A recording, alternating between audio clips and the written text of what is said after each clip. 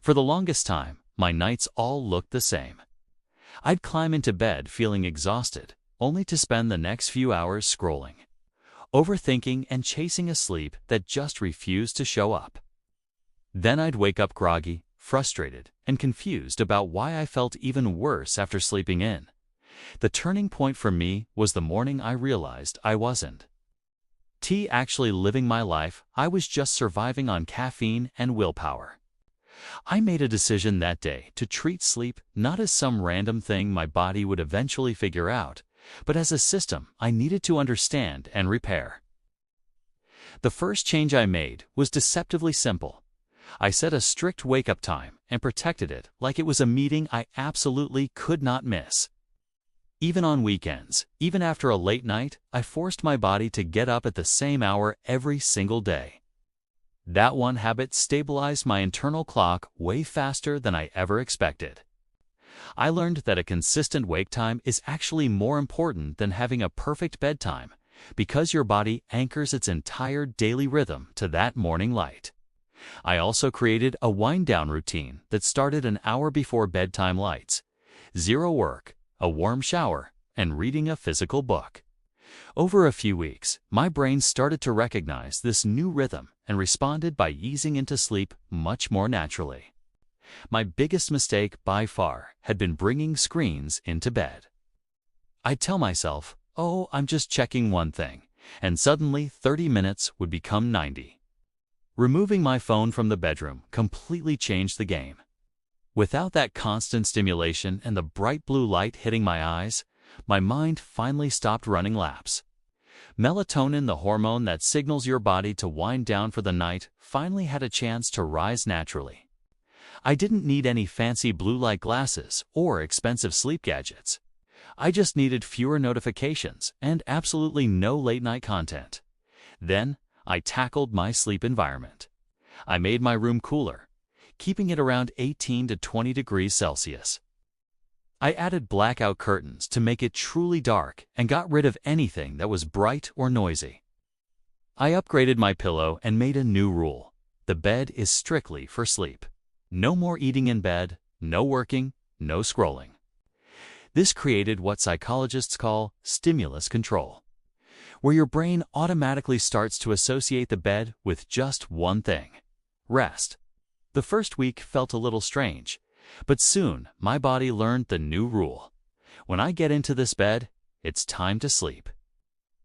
The most effective long-term solution for me came from something called cognitive behavioral techniques for insomnia, or CBT. Instead of believing every anxious thought that popped into my head, like I'm never going to fall asleep, or tomorrow is going to be ruined, I learned how to challenge them.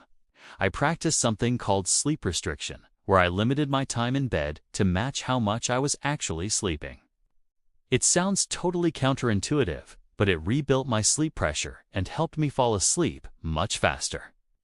When I couldn't sleep, I stopped lying there in frustration. I would get out of bed, go to another room, read something calm under a soft light, and only return to bed when I felt truly sleepy. This one change broke the cycle of my mind, linking my bed with stress and anxiety. Next, I had to correct my daytime habits. I eliminated all caffeine after mid-afternoon, and I stopped relying on alcohol to help me relax. Because even though alcohol can make you fall asleep faster, it absolutely destroys your sleep quality later in the night. I started eating my dinner earlier and avoided heavy late-night meals that can trigger restlessness. I also made sure to get some direct sunlight first thing in the morning, even just opening the blinds and stepping outside for 5 minutes, and I incorporated regular exercise earlier in the day.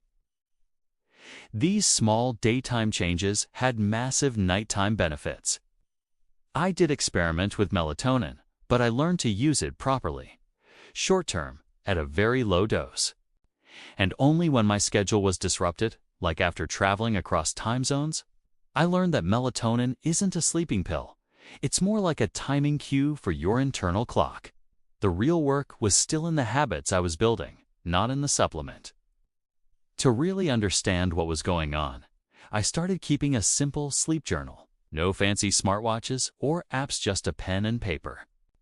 I tracked my bedtime, wake time, screen use, when I had caffeine, if I exercised, and most importantly, how I felt in the morning. The patterns became obvious almost immediately. Nights after I had late caffeine or did stressful work in the evening were terrible. Days where I got sunlight and was physically active led to much deeper sleep. Seeing the data right there on the page helped me adjust my routine without any guesswork. Of course, there were setbacks. Travel, stress, and just plain bad days would happen, but I didn't spiral the way I used to. When things slipped, I knew how to get back on track. I returned to the fundamentals: a consistent wake time, no screens in the bedroom, a cool, dark room, my calm pre-bed routine, and the CBTI rules. Over time, those fundamentals just became automatic.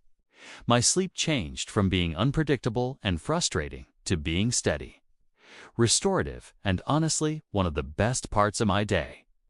One of the most important things I learned was knowing when it's time to get professional help. If you snore loudly, gasp for air at night, or feel excessively tired during the day, no matter what you do, it might be more than just bad habits. It could be something like sleep apnea or another disorder that needs a medical evaluation. I told myself that if my own improvements ever plateaued, I would see a professional. That mindset actually removed a lot of pressure because I knew I wasn't alone in this. Today, my sleep is secure because the habits behind it are secure. I built little checkpoints into my day and nightly technology off alarm, a morning light ritual, and weekly reviews of my routine. These small systems are what keep everything running smoothly. Fixing my terrible sleep wasn't about discovering some secret hack. It was about learning how sleep actually works and then respecting that process. A consistent rhythm, the proper environment, controlled stimulation, a healthy mindset, and sustainable daytime habits. Looking back, the difference is truly life-changing.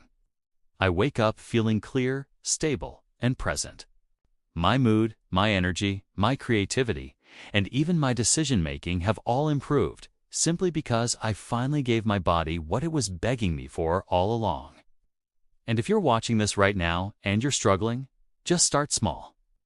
Choose one thing. Pick a consistent wake-up time. Remove screens from your bedroom. Commit to a relaxing routine for just 15 minutes. Give it 2 weeks. Track your progress. Adjust slowly.